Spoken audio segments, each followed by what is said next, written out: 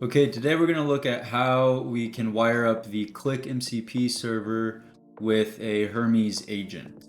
It's pretty straightforward. Qlik MCP server uses an OAuth authentication flow, and we can set that up within the Hermes browser, as well as the Hermes CLI tool. Either way, we're going to see a little bit of both, and by the end, you will be able to access your Qlik Cloud tenant using the MCP server and being able to interact with it with your Hermes agent. So let's jump in. So the first thing that we're going to do is we're going to go to Qlik Cloud. We need to set up some permissions first. So the first thing we'll do is we're going to go to Manage Users, and we're going to go to the Permissions tab. And what we need to do is we need to create a new role, rather a new permission. And we're going to call it MCP server. I've already set mine up here. But basically all you'd have to do is hit create new. And that is going to allow you to choose the permission that you need, which should be under features and actions, agentic AI, and it should be called MCP. And that's the only permission that you need on the Qlik side. Keep in mind that when you set this up, for it to work correctly, whoever sets this up needs to be a tenant administrator, have that tenant administrator role, so keep that in mind. So then the other thing that you're going to need to do is you're going to need to make sure that AI settings are enabled. And so in order to do that, you go to settings, you go to tenant, the tenant tab, and then under AI features in Qlik, you have to enable cross-region inference. Just make sure you read the fine print on this so that you're staying in compliance with your organization if you're with an organization that has preferences or rules around where data needs to be kept, essentially. This is not necessarily a big deal, except that it can potentially move your data across regions. So just look into the details there and make sure you understand what you're getting into when you check that box. But if you're okay with it, you'll go ahead and check it. So we have to create an OAuth configuration in Qlik Cloud. As of this recording in July 2026, there's a relatively new feature for dynamic client registration. You can enable it if you want. Again, read the fine print so that you understand what you're actually enabling. I'm going to show the more manual way to do it. And so for that step, we're going to go to OAuth, the OAuth tab in our settings panel. And then I've already set mine up, MCP. I'll show the settings there. I've named it MCP, and the scopes that we need here is user default scope, MCP execute scope. Those are the two that you absolutely need. Offline access is good to have. That makes it so that we don't have to re-authenticate any fewer than 30 days at a time. So just keeps the authentication alive longer. And then below that, you need to set your redirect URL. That might depend a little bit on how you have it set up. If you're behind a virtual proxy in a production setting, you might need to poke a hole, at least temporarily, and you can use tools like ngrok for that, or you can set up your own domain or subdomain for that. All of my stuff is local or on machines that I have direct access to. So I'm just gonna send it to the local host, the 127.0.0.1 loopback IP address, and then make sure you add /callback. That's how Hermes formats it, or will expect it anyways. And then for origins, you just have to make sure that your Qlik Cloud tenant is listed in there. I added another one just for my own purposes, but just make sure that wherever you're going to use this tool that it's added in there. I've checked the box for client secret in there, and then I'm using my model or my Hermes agent directly using the API server. If you're using an LLM model orchestration tool, you'll need to check the M2M, the machine to machine option, but just make sure you understand what you're doing there. Okay, so now once you've set that up, it will show you a secret, and make sure you copy that, put it to the side in Notepad or something, or ideally somewhere safe like LastPass or KeePass, whatever password management tool you have, and make note of the client ID and the secret that it shows you, because you won't be able to see the secret again. Otherwise, you can create a new secret if needed. So now after you've done all those steps in Qlik Cloud, you can pop over to your Hermes Agent interface. So your options, of course, are either using the Hermes CLI or TUI interface in your terminal. Otherwise, you can use your Hermes dashboard, which is what I have up here. And then you could also use the Hermes desktop app.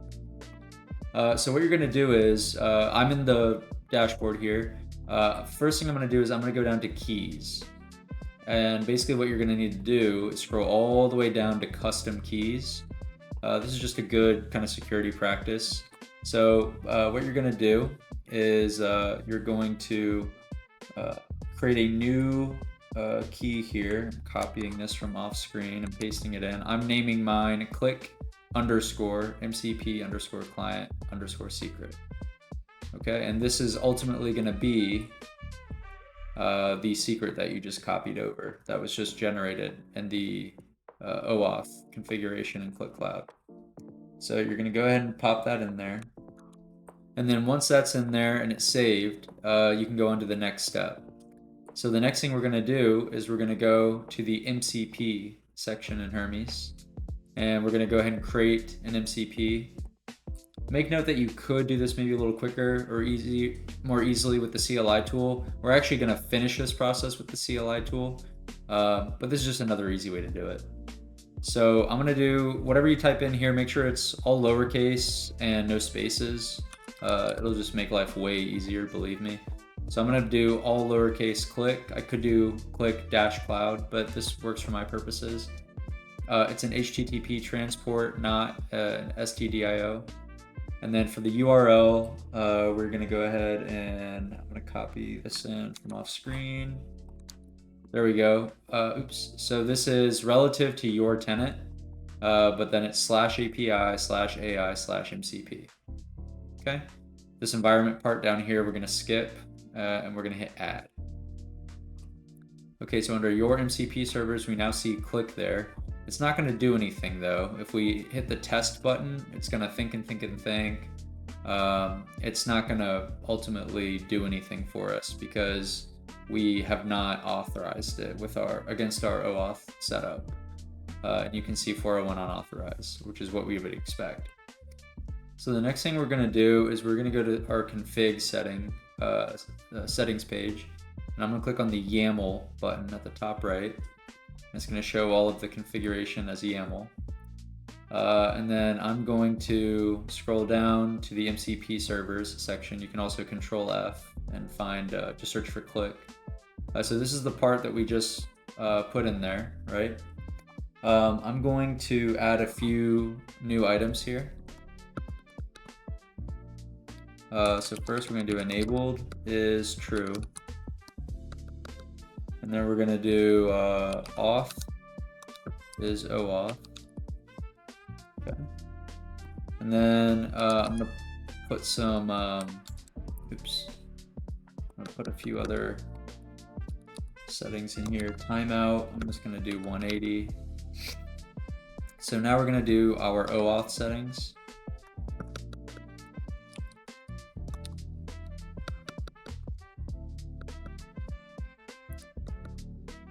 So now for the client ID, we're going to put that in there. Client ID. And then we're going to do the client secret. And we already have our client secret sorted out. We're going to access it from our key. So we're going to use the secret key that we set earlier. Okay, and then our redirect port is going to be 80. So the redirect URI is what you set in the previous settings in Qlik Cloud. If you forget it, just go back to your OAuth page in Qlik Cloud, find MCP, the 3-dot button, hit edit, and then just whatever this redirect URL is exactly what you're going to want to use. You can even paste that in right there. Okay, and then just don't forget your client ID. So again, with the client secret, we don't want to, for security reasons, just best practice, we don't want to paste it directly into our config file. So again, we're accessing it from the keys, from the key that we put in earlier, which is just a little cleaner, a little safer.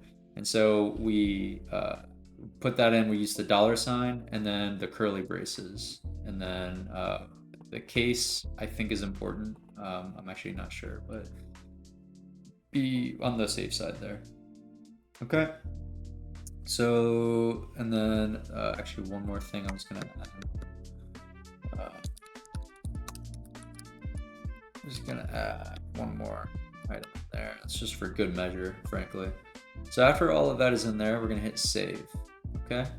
So now once that saves, we need to go ahead and authenticate. Okay. So what we're gonna do, I'm gonna open up my terminal. I already have it signed in as the Hermes agent, and I'm in the Hermes environment. So what we can do in here to authenticate is Hermes MCP login Qlik. Okay, so we'll go ahead and run that, and Hermes should start the OAuth flow for us. It'll recognize that we're in a headless environment. At least I am. If you're running this on your laptop, you might be able to just pop open a browser automatically. I have a different setup, so all I need to do, even though I see a page that throws a connection error, I'm just going to copy the URL that it returned. I'm going to go back to my terminal, I'm going to paste and hit enter. And even if we see a couple of warnings here, it does say we're authenticated. That's the part that matters, frankly. And so there you go. So now if we go back to our MCP page, and then we find Qlik up here, let's go ahead and hit the test button. And there you go. It finds all of the Qlik tools right in there. So that's how you can set up the Qlik MCP server such that you can use it with your Hermes agent. Hopefully this video was helpful. Hopefully it was straightforward. Let me know in the comments if I missed anything, if you have any questions. You can also find us at arcanalytics.co. You can also find us on LinkedIn, Arc Analytics, and you can find us in our school community, Arc Academy for Qlik. So find us there, interact with us, and we'll see you in the next video.